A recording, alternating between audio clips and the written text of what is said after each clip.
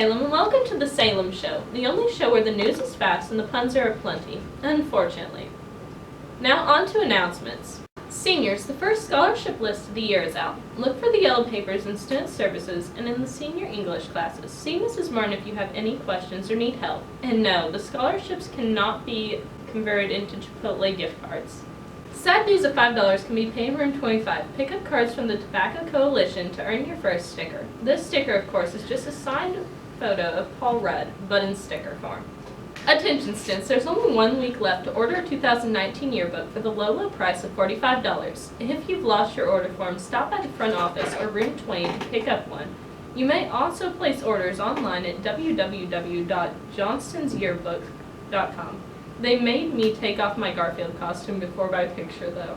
And now let's go to Ethan, our weatherman and Clay connoisseur. Thanks, Cassie. On Saturday, there'll be isolated thunderstorms in the morning, and then later on, it'll be partly cloudy with a high of 85 and a low of 68, with 30% chance of rainfall. Then on Sunday, it'll be cloudy with scattered showers and thunderstorms with a high of 86 and a low of 67 and a 50% chance of rain.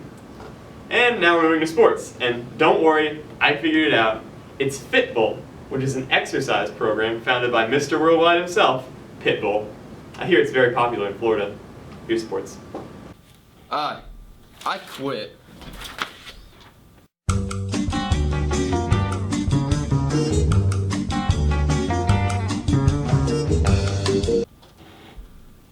I'm back after listening to this positive encouragement from our main man, DDP. The football team was back on the field last Friday at Scottsburg. Rain was pouring down most of the game, but it did not matter. Our Lions kept Scottsburg scoreless up until the final quarter. Scottsburg were then able to pull off a few clutch plays, but not enough to catch back up with our own Lions, who came out victorious 31-12. Their next game is at home tonight at 7 p.m. against Highway 135 rival Brownstown Central. Tyler had the chance to talk with Coach Hartsfield about his team getting ready to face the Braves tonight. Tyler went out to talk to our very own head football coach, and here's what Coach Hartsfield had to say. Thanks for meeting up with us today, but for the ones watching this show that aren't caught up with sports, how has your team been doing since our last interview? Well, we won last week, 31-12 over Scottsburg. We're sitting at 1-2 on the season. We've played two really good teams that we lost to, and then we beat Scottsburg last week. So, been a nice week to actually get back on the winning side. Yeah, after your win against Scottsburg last Friday, is your team feeling pretty good? Yeah, I mean, I think the biggest thing is just they've got to keep getting better in all the fundamental areas. You know, we're a pretty young team, and we want to see them improve throughout the year. We can't take plays and days off and think that they're going to get any better. So I think the morale's good. I think that they know what is ahead of us, and we've got Brownstown this week, so it's definitely a big week for us. Yeah, your team, pretty early in the season, but how have they improved so far since their first game? Well, I mean, we had a lot of guys in those first couple games that were starting their first time ever at the varsity level, which is a big adjustment from a middle or from a JV game. I think they're learning the speed of the game a little bit more. They're learning how to adjust on the fly a little bit more, and just fundamentally, we've just got to keep getting better every day. And I think that's where we really will separate ourselves. Has the team been good about readying themselves, like week by week for each game? Yeah, I think that I think it was a wake-up call week 2 when we got kind of handled by Silver Creek, where I didn't feel like we prepared very well that week of practice, and so they've got to prepare well, and this week's definitely one of those weeks where if they don't prepare well and they don't practice well, it's going to be a long week. So I think that our practice demeanor, our practice attitude has to be exactly what we want to have it on Friday, and that's how you get the outcome that you want. I think after all this practice, they're more ready for the game against Brownstown Central tonight? Yeah, I mean, I think anytime you can get better fundamentally, obviously Brownstown creates a whole different issues with their offense and things that they run. So they're definitely a different team than we've played. But the good thing is what they're going to do and they get after it. So as long as our kids just keep hanging in with the process and knowing that it's going to get better and we're going to improve each week.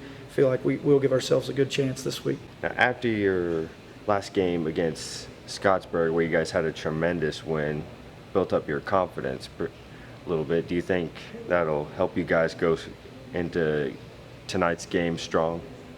Yeah, I mean, I think that you've got to understand that high school football is about a game of momentum, and it's about it's about being able to handle the good parts and the bad parts. And I think it's a life lesson that kids learn. So, we don't get too focused on the last one. We're excited the kids got the win and they did all that. But, our goal is not just to beat Scottsburg. Our goal is to continue to improve each week and make sure that we're getting the best out of our kids every day. So, obviously, it's always good to win, and your morale. The kids needed to win. But again, I think that it comes back to they just did the little things better than Scottsburg did, and that's what allowed them to play real well. So you're saying they got to take it week by week? Yeah, I mean, in our conference, you're not gonna be able to just prepare for one team and think that you're going to be able to win them all. Brownstown's such a different team than any team we play, and the fact that their offense is a lot of misdirection stuff, and they try to get you to be undisciplined and look in the backfield and all those things. So our kids really have to focus on their scout reports, and they have to really make sure that their eyes are disciplined and they read their keys every play. And last week really doesn't play much into this week. All right, well, thank you for being on the show today with us, and we wish you all the best tonight. Thanks a lot. Thanks, Tyler, for the interview, and thank you, Coach Hartsfield, for talking to our sports guys. Now over to volleyball. The Lady Lions went to Orleans this past Saturday and came in third out of 4 teams, falling short to Crawford County and Orleans, but were able to shut out the team from Liberty 3-2. Then they traveled to West Washington on Monday, and what a crazy night. Salem varsity came back from dropping 2 sets to defeat West Washington. Score was 16-25, 23-25, 25-20, 28-26, 15-13. The JV had a clean sweep. They also faced off against Paoli yesterday, but we'll have an update for that game in the future volleyball games on our next week's show. But if you just can't wait that long, then go to the match. If you want to update on all of your favorite sports, but don't want to wait until the next show, you can head to the SalemAthletics.com website. The Lady Lions golf team's next match is the conference match tomorrow at Shadowwood.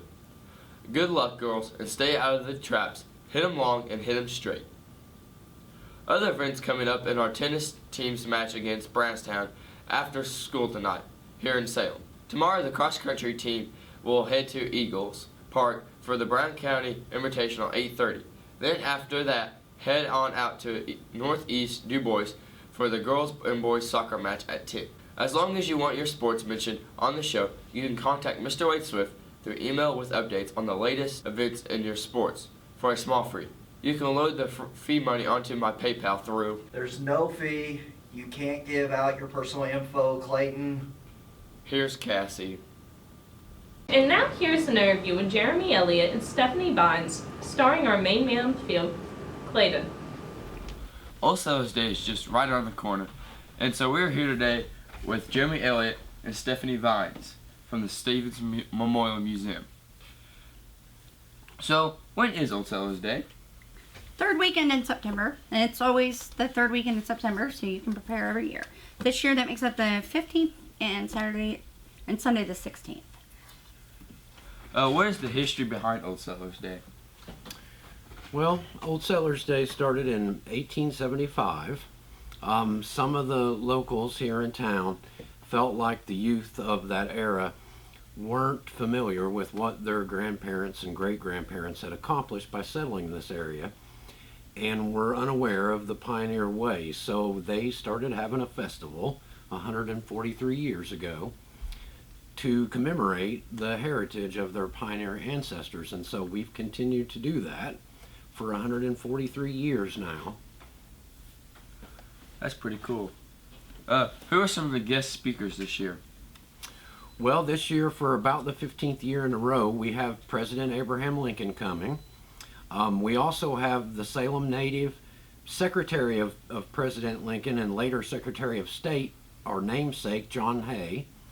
We have Indiana pioneer legend Johnny Appleseed coming. And we have the Salem Madam Martha Gladden of the Gladden House coming. And we have Lee Wiley Sinclair coming, who was the CEO, founder, and creator of the West Baden Springs Hotel. What are some buildings that people can go through this year? All the buildings will be open in the village, and we'll have demonstrators in some of them. You'll be able to see the blacksmith shop operating. We'll have a clerk in the McClellan's General Store. You'll be able to go through the carpenter shop, the Hageman cabin. The main gallery of the Stevens Museum will be open. The library will not. You won't be able to see the basement and the upstairs this time, but it'll give you a chance to come in, look through the military room. We have some new exhibits. Jeremy worked all winter on the Underground Railroad in Washington County. That exhibit will be there, and you'll be able to see the depot. And that in the basements, our HO layout of Washington County. We go for Salem, 1956. We peak in Campbellsburg. The trains will be operating. Give you a chance to come in, look around, go through our gift shop, say hello to our volunteers. The donations are accepted. It'll be free, but we need the money to keep the lights on, so we would love to see you there. I remember going through the little train at the bottom of the depot. A lot of people remember that, yes. What are some events taking place this year? Well, we will have several musicians. We'll have, of course, Hoot Von Woot, which is well loved in the area. They will be at the depot platform at least at 12 and until 1:30 on Saturday. Then we have Miller's Folly, which is a bluegrass band out of Louisville that will be coming in. They'll be there Saturday 2 to 3:30 at the depot platform. And Sunday, from 2 to 3:30, we'll have the Lick Creek Band, which is also another well-known bluegrass group. And we'll have the Hillbilly Burlesque, the Hell's Half Acre Hillbilly Burlesque show. And they are something to see. They are a very interactive group of individuals that talk about Salem's history and Washington County's history and bootlegging and how alcohol and distillery really how that really formed and shaped our community as well as a lot of others. And they're actually really funny. They're clean for the whole family. They're kind of the comedy of the festival. They are the comedy of the festival. I think I'll have to come watch that. Yes. Yeah. We also have the 4th Indiana Cavalry coming from Madison. And they're supposed to be doing some military drills in the village courtyard. And I think there's a possibility of a skirmish. What are some booths that are going to be at Old Settlers Day? Well, we'll have the same booths that we have that everyone loves, such as Rotary with their apple cider and the parched corn. I know that some people wait all year for that. And we'll also have, of course, the artisans that come and they sell a lot of their, a lot of these, they'll make homemade items. I think we'll have some Amish here selling. Yes, we have a face painter this year, which we get asked every year about, why we don't have a face painter, so we have one coming. And if you get on our Facebook page, you'll see where they're on there, so you can see the kind of work they do before you put your kid in line, because I imagine there'll be quite a line for that. Yeah, there'll be lots of arts and crafts vendors. There'll be a lot of homemade and manufactured goods. There'll be jewelry. There'll be painted art. There's going to be a lot of woodworking vendors. The knife guy. The knife maker is coming from Georgia. We have a woman coming that's doing marionette puppets. So there'll be a wide variety of things for people to browse through and purchase here at the festival. Not to leave out our food vendors. There's a lot of good food that's going to be here. The Bloomin' Onion guy. I wait on him all year. Bloomin' Onion and the Pig Stop pork rinds and Yes. 6 Scoops ice cream. Mm-hmm. The shaved ice people will be back.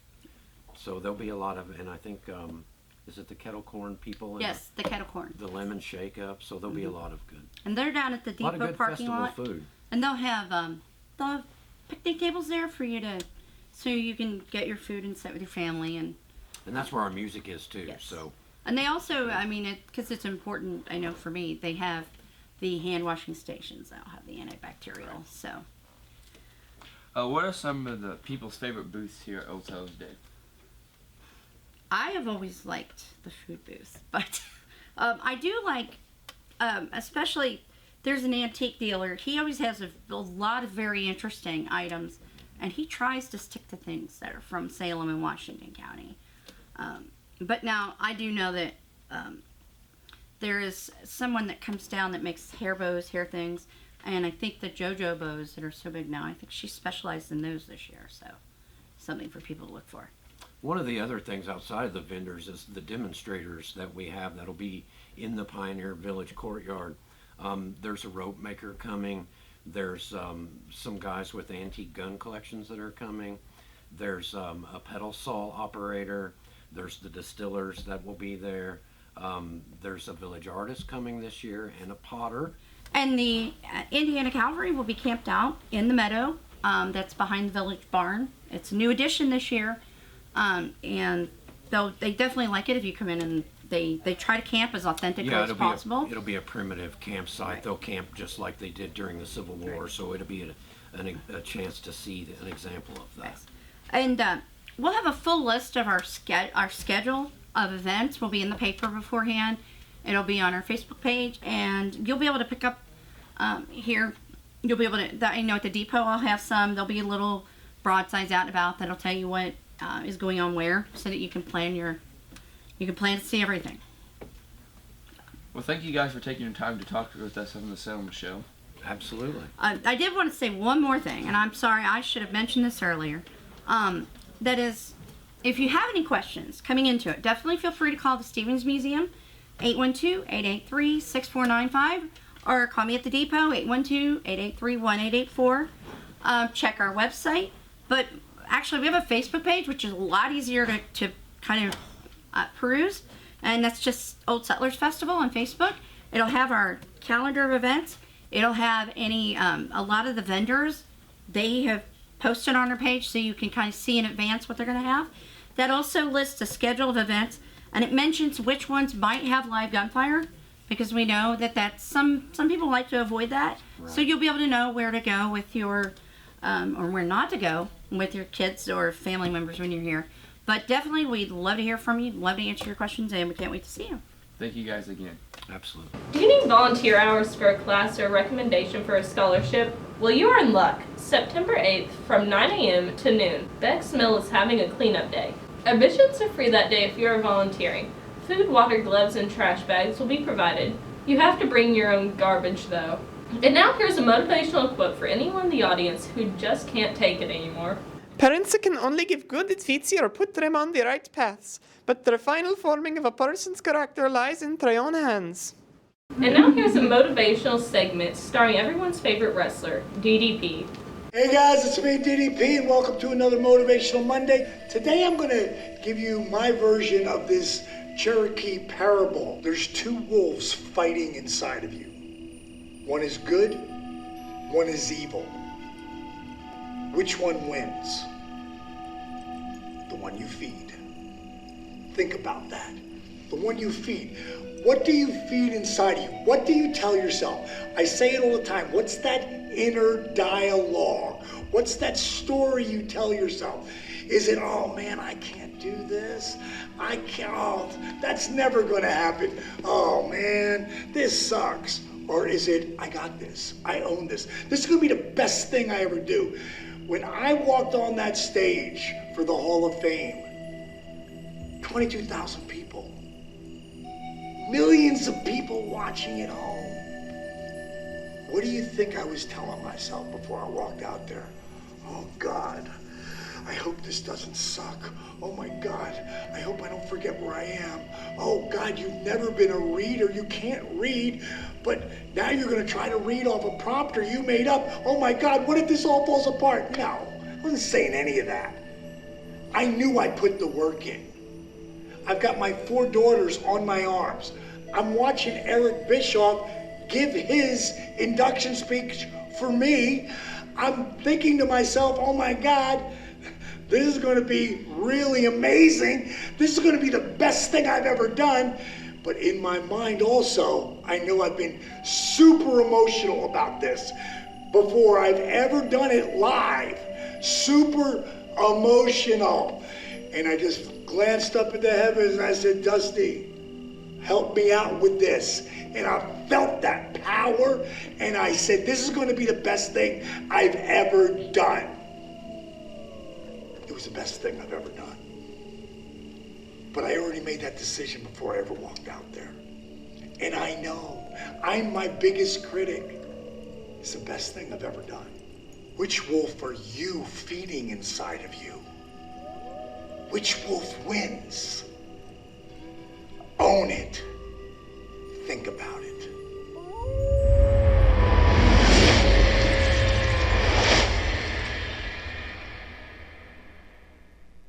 Bang! How about that? Or should I say, how about Holden? Last week's Truth or Lie, the statement that Holden is secretly a huge K-pop fan is... No! No! It's not true. Yes. And now for this week's Truth or Lie. I can impersonate all 4 Mario Brothers as well as a bunch of other characters. So yeah, I would make fun of that, but after his Lego showcase, anything's possible. So remember to tell one of the crew members if you think that's true or a lie, and we'll reveal the truth on the next episode. And that's our show. Remember, if you liked it, let us know. If you didn't, let us know. But in a nice way. We always appreciate your feedback, and we'll see you in the next episode. Bye, guys. Aww. Oh my god. Pick